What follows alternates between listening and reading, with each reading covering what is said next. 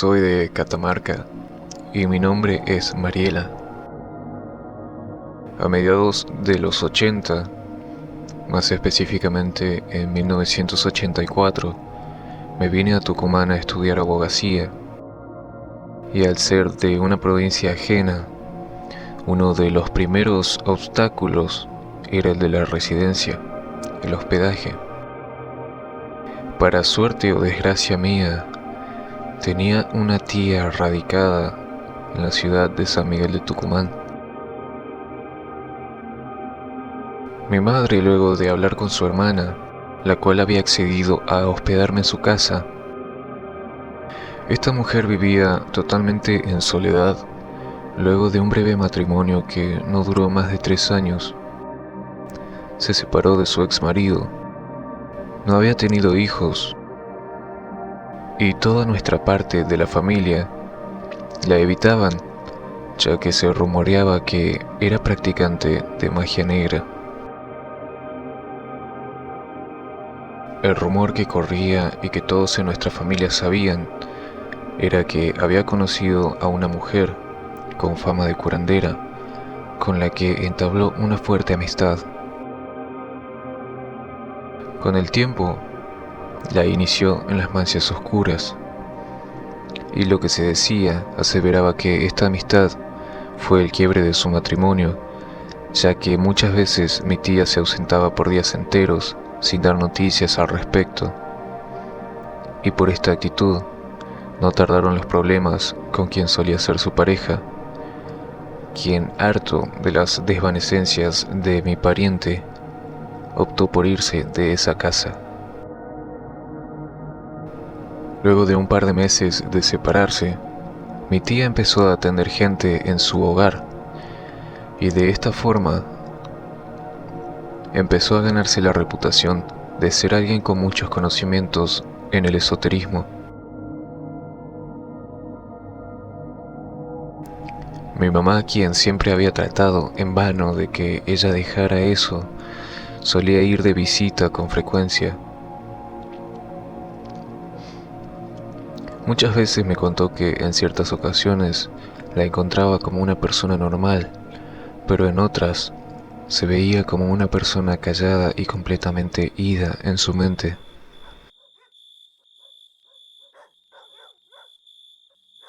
Anteriormente nunca había llegado a tratar con ella en realidad.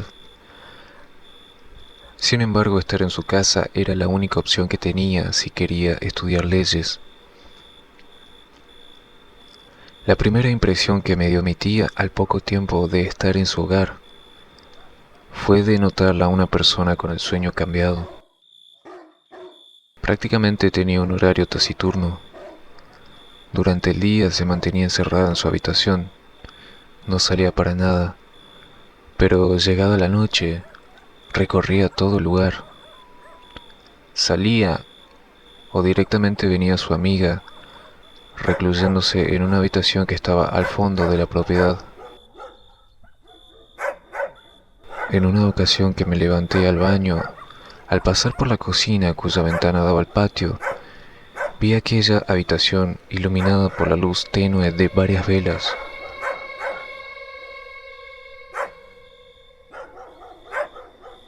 Con el correr de los días, comenzó mi rutina en la universidad. La cursada me tenía totalmente absorta. Gran parte del día la pasaba afuera. Y con respecto a la relación con mi tía, no era mala ni buena, sí algo limitada a un trato formal y nada más. Se me hicieron costumbre las actitudes de mi tía, y el temor que había tenido al principio se fue desvaneciendo. A mediados de aquel año, la relación se consolidó y mi tía era un poco más abierta conmigo. Recuerdo que una noche en que estábamos cocinando, me contó a lo que se dedicaba. Me pidió que no le tuviera miedo y aclaró además que todos sus trabajos los hacía para ayudar a gente, no para hacer daño. Finalizando ese año, en el mes de diciembre, luego de rendir mi tanda de finales, estaba por regresar a Catamarca. Recuerdo bien que viajaba a mi lugar de origen un día viernes, así que con mis compañeros, como una suerte de despedida, nos organizamos para cenar la noche anterior.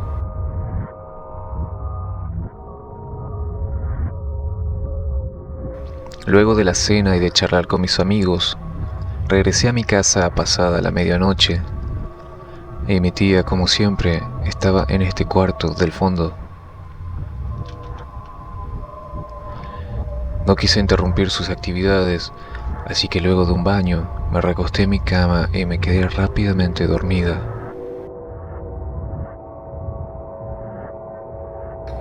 Me desperté sobresaltada por sentir que alguien me hablaba muy cerca. Intenté sentarme en la cama y la desesperación aumentó mucho más al no poder moverme. Empecé a llorar porque podía ver que en la parte de los pies de la cama había una silueta de una persona que me señalaba.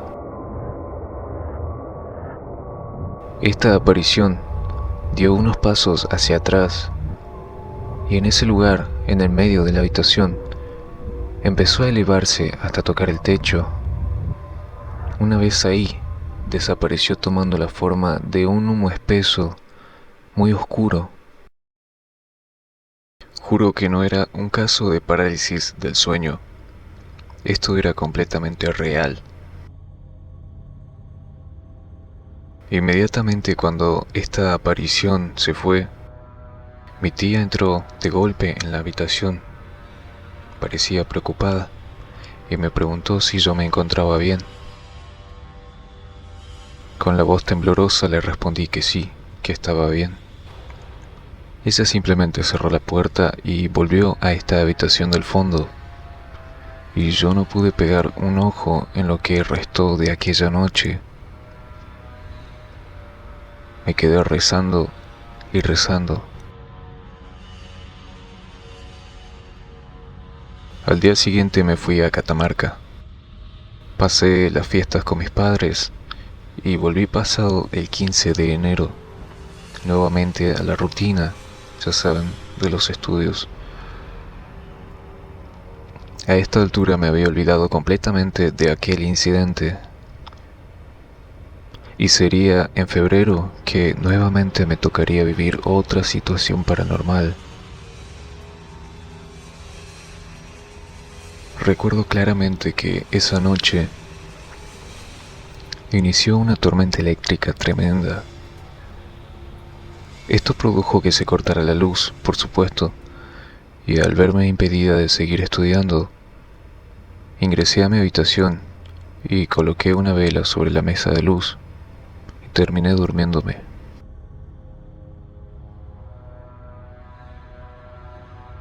Desperté agitada por el ruido que producía el picaporte de la puerta. Al abrir los ojos, pude ver una sombra proyectada en la pared. Esta sombra sin forma tenía el rostro pálido de una persona con los ojos completamente rojos y en cuya frente dos cuernos invertidos que en vez de sobresalir se hundían en dirección hacia la mandíbula. Este espanto me hizo rezar desesperadamente.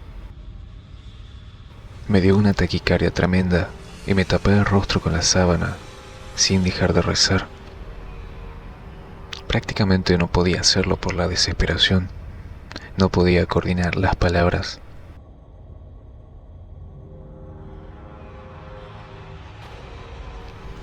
Recién cuando vi las primeras luces del día, me levanté rápido y esperé a que mi tía regresara del patio.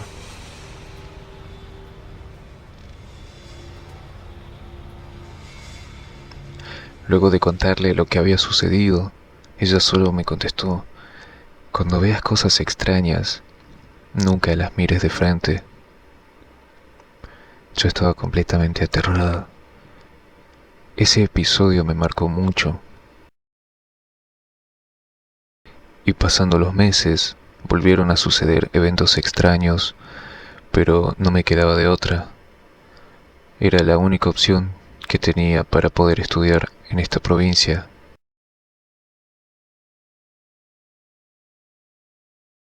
Llegando al mes de noviembre, mi tía enfermó gravemente, cayendo en cama. El cuadro que presentaba era una gripe normal. Los primeros días de estar medicada me aseguré de que ella durmiera.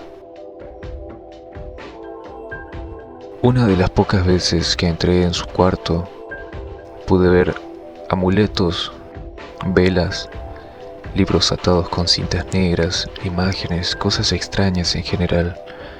Esa habitación tenía un ambiente muy sombrío.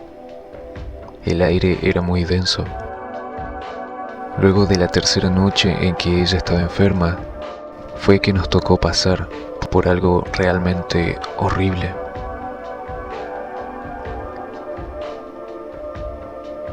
Luego de entrada la noche, desperté por sentir el golpear insistente de la puerta de la entrada. Y me quedé pensando quién podía ser siendo tan tarde. A los pocos segundos, escucho golpear nuevamente la puerta, pero esta vez ya no era la de afuera, sino la de la habitación. Muy asustada me acerqué, abrí la puerta de la habitación y saqué la cabeza al pasillo que comunicaba ambas habitaciones.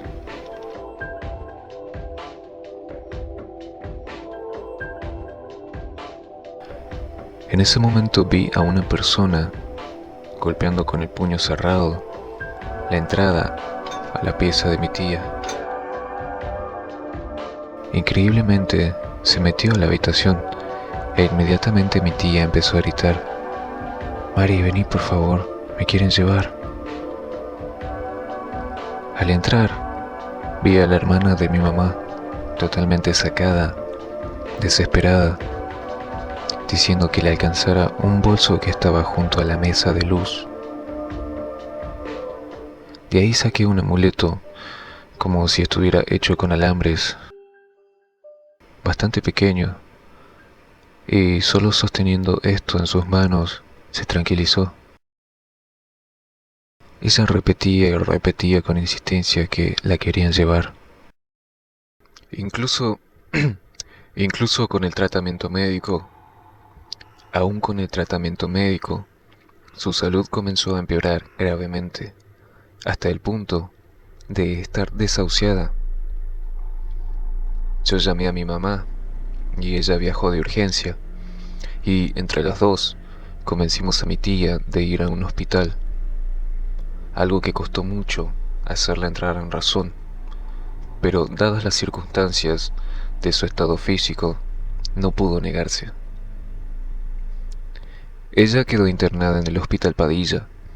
Sin embargo, a la semana falleció. En las noches que estuvo en la sala, estaba muy intranquila y me pedía por favor que no la dejara sola ni apagara las luces de la habitación.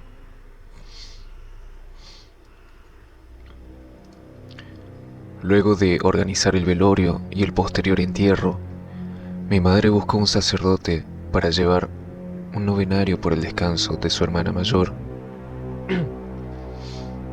Luego terminó contándole al cura sobre la actividad que ella practicaba.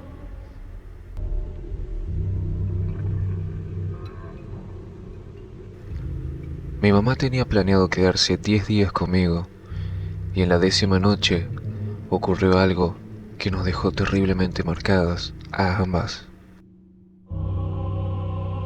En los días previos, para estar más cómodas y seguras, mi mamá y yo compartíamos la misma habitación.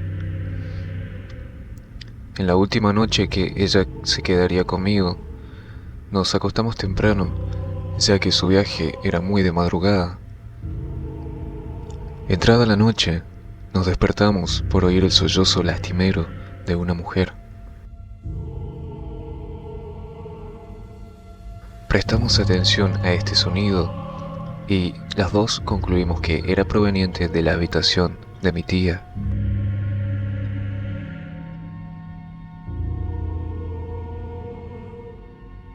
Mi mamá se armó de valor y fue a ver qué ocurría, y yo por detrás, para no dejarla sola.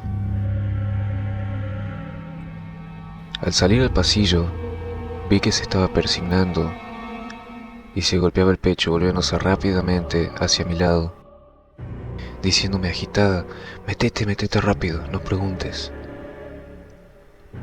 Acto seguido, luego de entrar, se sacó el rosario de su pecho y lo envolvió en el picaporte.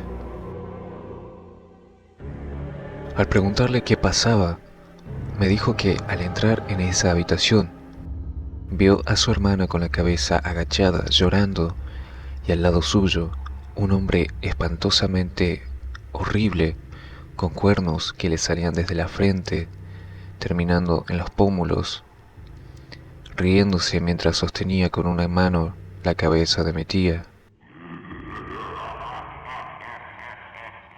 El horror que me vino es inimaginable. Esa era la misma aparición que yo había visto tiempo atrás.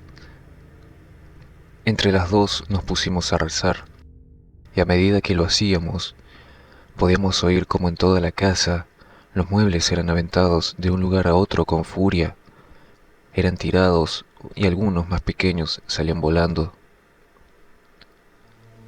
Esa actividad aumentó tanto que era similar a estar padeciendo un temblor o un terremoto.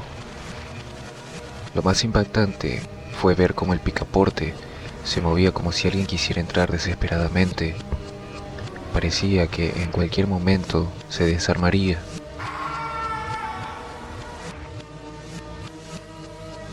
Pasaron unas cuantas horas en las cuales no parábamos de rezar.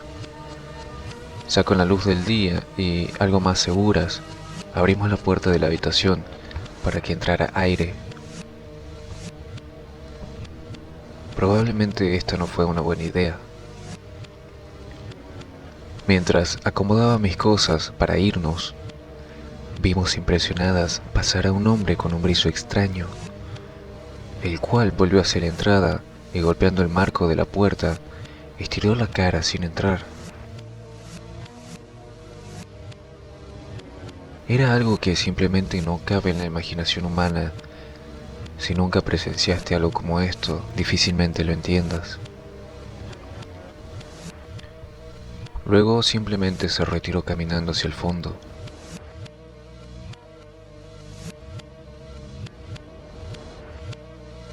No hubo mucho que pensar. Nos marchamos prácticamente ese mismo día a un hotel. Mi papá pidió licencia en su trabajo y se vino a Tucumán para ayudarme a encontrar un lugar para poder seguir estudiando. Volvimos a traer el mismo sacerdote quien había oficiado esta oración a mi tía, y al contarle los sucesos, él nos respondió que en estos casos, muchas veces los lugares donde se han predispuesto este tipo de artes quedan malditos. Por recomendación del cura, lo primero que teníamos que hacer era tirar y quemar todos los utensilios de la difunta. Yo por mi lado tomé una botella de agua bendita y la eché en su tumba.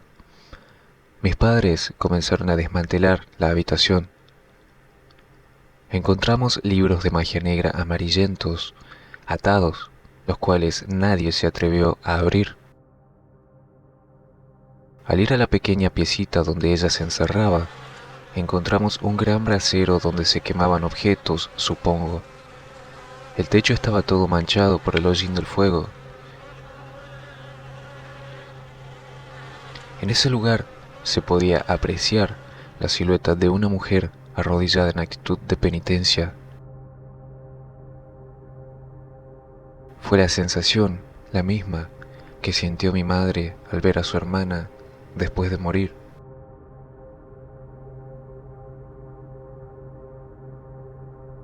Todos nos marchamos de ahí. Entre todos los hermanos de mi mamá, decidieron poner en venta este lugar, ya que nadie, después de saber nuestra historia, quería quedársela. Costó mucho venderla, pasó mucho tiempo hasta que hubo un comprador. Al haber yo vivido por un espacio de casi 2 años, había entablado amistad con algunos vecinos, con los cuales aún mantenía contacto y de vez en cuando visitaba. Por ellos me enteré que esta actividad sobrenatural no había terminado en la casa y que muchas personas habían visto rondar a mi tía por el patio trasero. Este nuevo propietario del inmueble creó unos departamentos a los cuales puso en alquiler. Eso fue lo último que supe, y luego de terminar la carrera me volví a Catamarca a ejercer, y con el paso de los años, lo vivido ahí quedó como un mal sueño. Aún creo que mi tía sufre atormentada por las prácticas oscuras cometidas a través del tiempo.